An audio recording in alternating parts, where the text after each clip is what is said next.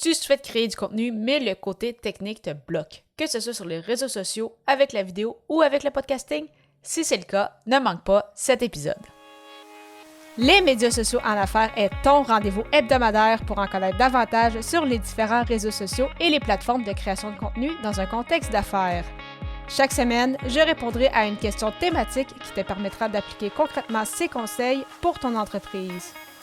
Si tu reconnais l'importance et la puissance des réseaux sociaux ainsi que de la création de contenu pour ton entreprise et que tu souhaites en apprendre davantage sur cet univers, tu es au bon endroit. Je suis Amélie Delebel, travailleuse autonome dans le domaine des communications et marketing depuis février 2020. Je travaille avec les réseaux sociaux et dans la création de contenu depuis 2014. Les médias sociaux en affaires est mon deuxième podcast après Athlète Entrepreneur, lancé en janvier 2019. Bienvenue sur mon podcast. Salut et bienvenue sur les médias sociaux en affaires, épisode 293. Alors qu'aujourd'hui, je réponds à la question « Est-ce que le côté technique t'empêche de créer du contenu? » En effet, que ce soit avec tes réseaux sociaux, avec la vidéo, avec le podcasting ou autre, la technique ne devrait pas être un frein. Je trouve ça important quand même de le mentionner parce que vraiment, c'est incroyable à quel point la technique fait peur à beaucoup de personnes à différents niveaux. Et c'est important, c'est ça, de ne pas voir la montagne au complet, surtout au début. Vraiment important d'y aller un petit pas à la fois, surtout si de ton côté, tu as peut-être un peu plus de difficultés avec la technologie. Si d'autres personnes le font, c'est parce que c'est possible de le faire. Donc, vraiment, il n'y a pas de souci à ce niveau. C'est vraiment important, cependant, d'y aller, c'est ça, tranquillement, pas vite. Et si, par exemple, je prends les réseaux sociaux, donc, c'est important d'y aller une plateforme à la fois. Donc, probablement qu'entre Facebook, LinkedIn, Pinterest, Instagram, X, qui était avant Twitter ou autre, vraiment, il y a une plateforme avec laquelle tu es plus à l'aise ou que tu connais davantage. Si c'est le cas, prends justement cette plateforme-là et essaye de l'apprivoiser tranquillement, pas vite. Vraiment, essaye de voir tous les avantages que cette plateforme-là peut t'offrir. Et il n'y a rien de tel comme se mettre les mains dedans, comme on dit, pour vraiment savoir pertinemment qu'est-ce que chaque plateforme peut nous offrir. Bien évidemment, on peut être accompagné pour en connaître davantage. Sinon, si on y va un peu plus lentement, on peut regarder sur YouTube, on peut regarder des tutoriels et autres. Mais vraiment, c'est ça. C'est sûr que cette façon-là de faire est plus longue, mais si on ne veut pas être accompagné ou si on n'a pas les moyens pour le moment de le faire, eh bien, il n'y a rien de tel comme justement vraiment mettre les mains à la pâte pour le savoir. Et je parle de Facebook, mais c'est un peu le même principe avec Instagram et avec LinkedIn et ainsi de suite. Donc, vraiment, au final, ça peut sembler énorme, essayer de comprendre comment une plateforme fonctionne.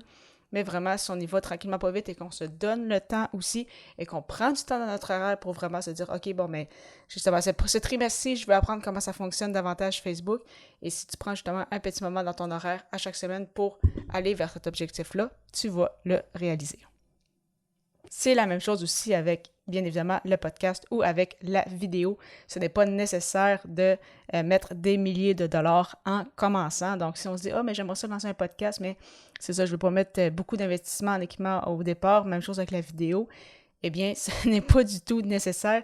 De mon côté, j'ai commencé avec mon podcast. Mon premier podcast, je l'ai commencé avec un micro à 150 $ qui est un micro USB. Il y en existe même des un peu moins chers. J'avais un logiciel gratuit du nom de Audacity et je payais par contre mon abonnement avec Blueberry, mais ça veut dire que pour peut-être un 300-400 max dollars dans l'année, j'étais capable de lancer mon podcast. Donc, on est loin de penser qu'il nous faut un équipement à plusieurs milliers de dollars pour réussir.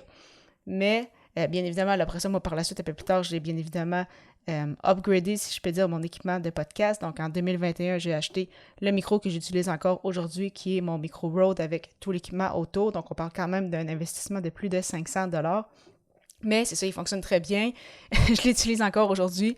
Je compte l'utiliser pendant encore plusieurs années et je l'utilise aussi dans le cadre de mon travail. Donc, pour moi, c'est un peu un no-brainer. Donc, pour moi, c'était facile de prendre cette décision-là. Mais tout ça pour dire que oui, tu peux commencer avec de l'équipement vraiment de base pour te lancer, apprendre justement à comprendre un peu plus comment l'équipement fonctionne, comprendre un peu plus comment justement cette façon-là de créer du contenu fonctionne également, faire ses essais-erreurs. Et par la suite, une fois qu'on est plus à l'aise, qu'on comprend davantage comment ça fonctionne, quels sont les avantages de faire appel à certains équipements ou autres, eh bien là, à ce moment-là, on peut décider d'investir davantage dans l'équipement.